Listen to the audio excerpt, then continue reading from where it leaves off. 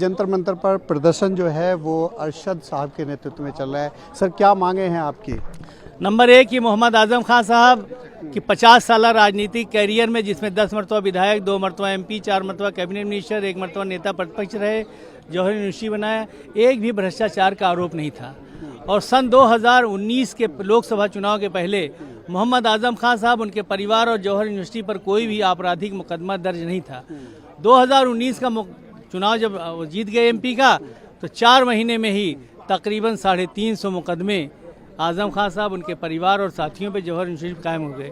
ये बात साबित करती है कि जिस आदमी पर एक भी मुकदमा नहीं था, 4 महीने में 350 मुकदमे कायम हो गए और इंसाफ भी नहीं मिल रहा है। जिले के जज वो दबाव में काम कर रहे हैं, फैसले दे रहे हैं सरकार के दबाव में। जिसमें सज़ा नहीं मिलनी चाहिए उसमें भी दे रहे हैं, सज़ा याफ्ता नहीं तभी सज़ा दे रहे हैं। तो इसलिए हम मांग कर रहे हैं, पहले भी यहाँ 4 मरतबा धरना, 3 मरतबा दे, चौथा ये है सुप्रीम कोर्ट ऑफ इंडिया के चीफ जस्टिस को ज्ञापन देंगे कि आप जो है एक सुप्रीम कोर्ट के जज की क़यादत में SIT का गठन कर दें और सारे मुकदमों की परीक्षण करा लें। तो हमें पूरा विश्वास है कि मोहम्मद आजम खान साहब, उनका परिवार बेदाग बाइज्जत बरी हो जाएगा। नंबर 2, हम ये चाहते हैं कि मोहम्मद आजम खान साहब, उनके परिवार पर जो मुकदमे चल रहे हैं UP से बाहर ट्रांसफ़र किए जाएँ। ऐसे बहुत सारे मुकदमे पूरे देश में पहले भी ट्रांसफ़र हुए हैं स्टेट के बाहर।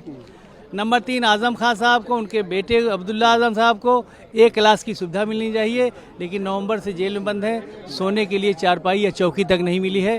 A क्लास की सुविधा दी जाए, चौकी दी जाए। अब्दुल्ला आजम को तो बिला वजह सज़ा दी जा रही है और उसमें तीनों लोग सज़ा दी गई। भारत में 80-90% हिंदुस्तान के लोगों की जन्म तिथि फर्जी लिखी हुई है पढ़ाई में, 80-90% लोगों की। आधार कार्ड बनाए पूरे देश का, 50% लोगों के आधार कार्ड में 1 जनवरी या 1 जुलाई लिखा हुआ है, वो भी फर्जिए है। तो यहाँ परंपरा थी कि जब बच्चा का एडमिशन कराते थे तो टीचर वो अनुमान से, आधार से कितना है लमसम अपना डेट ऑफ बर्थ लिख देते थे। उसी तरह अब्दुल्ला आजम की भी डेट ऑफ बर्थ 90 की पैदाइश थी, 93 में लिखी थी। उसी से उनकी पढ़ाई पूरी हुई।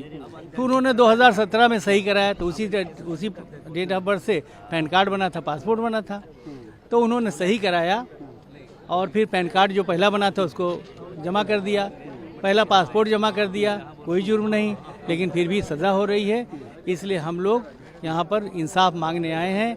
राष्ट्रपति महोदया से कह रहे हैं कि आप हस्तक्षेप करके इंसाफ दीजिए, आप सर्वोपरि बैठी हुई हैं।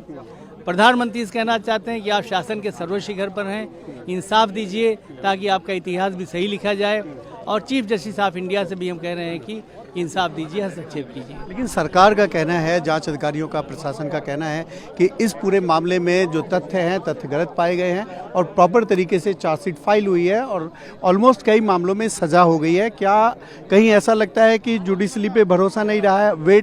आप वेट कर सकते हैं क्योंकि जिन मामलों में सुनवाई चल रही है उनमें फैसले आने भी बाकी है। जुडिशरी पे भरोसा है, लेकिन उत्तर प्रदेश की जुडिशरी सरकार के दबाव में काम कर रही है। क्योंकि एक जज साहब थे रामपुर में जिन्होंने आजम खान साहब को सजाएं दिया था, उनका ट्रांसफ़र हो गया तो उनका ट्रांसफ़र रोक दिया गया। एक जज साहब थे जिन्होंने आजम खान साहब को रियायत दे दिया था, छूट कर दिया था, उनका ट्रांसफ़र रामपुर से सोनभद्र कर दिया गया। और उसी तरह से संभल में वहाँ के CGM ने चौधरी CO के खिलाफ FIR का आदेश दिया था और रातों रात उनका ट्रांसफ़र करके सुल्तानपुर भेज दिया गया। इस तरह से जजों के साथ हो रहा है। तो जज तमाम दबाव में काम कर रहे हैं, फैसले कर रहे हैं। सारी चार्जशीट फर्जी है, सारे FIR फर्जी हैं, सारी सज़ाएं गलत हैं। इसलिए हम सुप्रीम कोर्ट से कहना चाहते हैं, अपील कर रहे हैं कि आप जो है इंसाफ कराइए, हस्तक्षेप दीजिए। राष्ट्रपति महोदया से कह रहे हैं कि आप इंसाफ दिलाइए, प्रधानमंत्री जी से कह रहे हैं कि आप इंसाफ दिलाइए। बिल्कुल, ये थे अरशद खान जो बता रहे थे कि किस तरीके से उनके ऊपर जो आरोप है वो गलत लगे हुए हैं, लेकिन सभी में चार्जशीट फाइल हुई है। अब जज को फैसला लेना है कि उनके ऊपर जो आरोप हैं वो कितने सही है या कितने गलत। कैमरा पर्सन संजय राहुल के साथ में मोहम्मद यूसुफ, News 24, दिल्ली।